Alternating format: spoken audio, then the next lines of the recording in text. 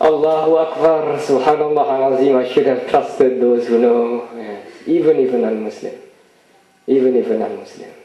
The Prophet ﷺ says in the famous hadith Sahih, this one is a hadith Sahih, not the hadith Da'if we narrated earlier. Al-Hikmah Dalatul Mu'min. Al-Hikmatu Dalatul Mu'min. Yeah? Wisdom, knowledge even, is the lost camel of the Muslim. Apa makna lost camel of the Muslim tu? If you tell your opa, ni moyang ni buat benda lost camel, dollah, just bahasa Arab, just, for them, something that you lose, and for them, the most dearest to them is, of course, their camels. They ride them, they sleep with them, they even eat them if they are in the middle of the desert, So, and imagine if you're in the middle of the desert, you lost the camel, and this is the asbabul, the asbabul nuzul of the hadith. The reason why this hadith was revealed, not revealed, was narrated, because if you lost the camel in the middle of the desert, you don't smayang, you make your salat and you lost your camel. Oh, what happens if you lose your camel in the middle of the desert? You will die. That's it. So, in that situation, certainly. So the Prophet ﷺ says, wisdom or knowledge is the lost camel of the Muslim, of the mu'min, the believer. Therefore, knowledge is the lost item of the believer. Maknanya, just as if you have lost something so, you cherish so much, you dah hilang. And Imam al-Ghazali in his sharah of this hadith says that it does not matter whether it is your sadiq, your friend who finds you that lost item, or your adversary, your khusum, your adversary. You will be thankful that that person finds you that lost item. And that is the analogy, that is the qiyas of how we should relate to knowledge as well. MashaAllah. It does not matter. So, this person was a non-Muslim, but he has knowledge. Birmingham is the best nation for me to go. I should have trusted him. That's why the Prophet ﷺ said in that hadith da'if, yes, itlabul ilma walau bisin. To a non-Muslim country, which you are fulfilling the sunnah of Nabawiyah, mashallah. Which, fulfilling that sunnah, you have now responsibilities, your amanah, when you go home. People expect you to be able to relate your experiences at least. Be a more responsible family member, be a more responsible doctor. Be a doctor that is not corrupted. And I'm sure our doctors back home are not corrupted, but the doctors who are transparent and doctors who are straight. Yes, very good. Now, Birmingham was the only option. So, okay, we went. We decided then to go to Birmingham. But the nafsu and the ego and why I still want to go home to Oxford. So what we plan to do? I remembered Brother Ahmad.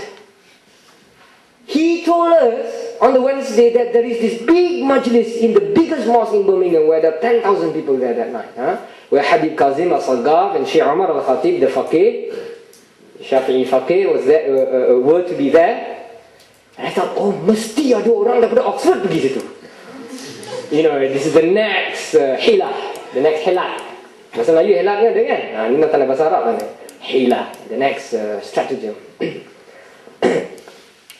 Oh yes, brilliant. There must be someone from Banbury or someone from Oxford. They will want to go home that night.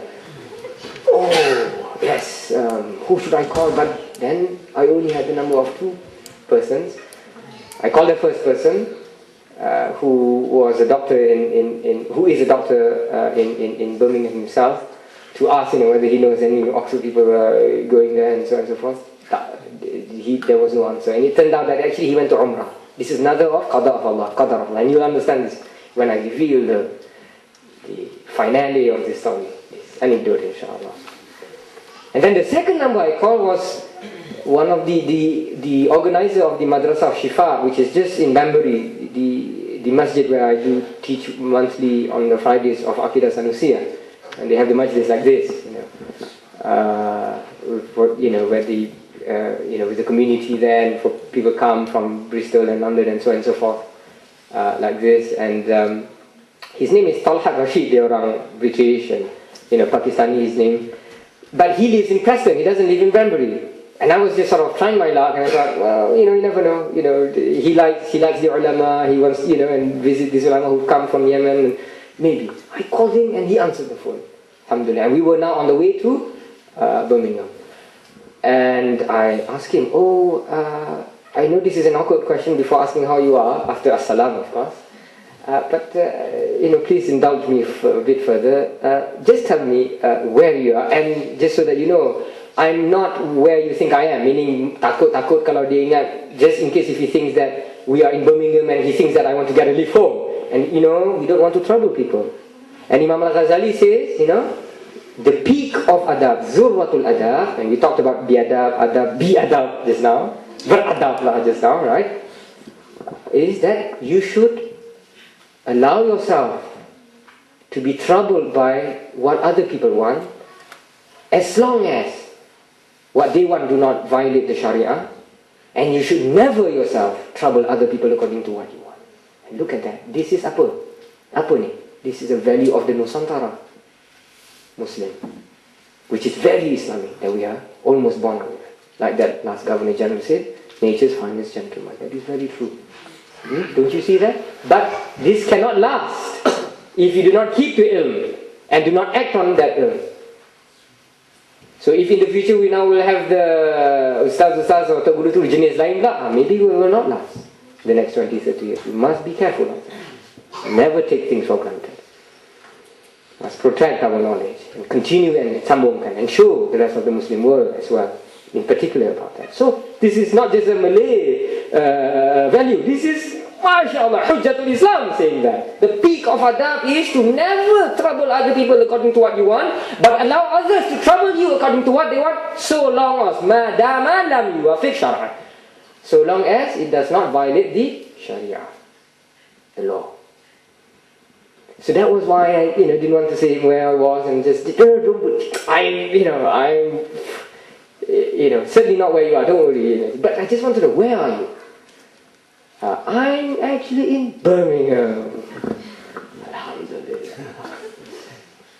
And I'm going to go back to Banbury, which is just a town just before, after Oxford. So it's very close.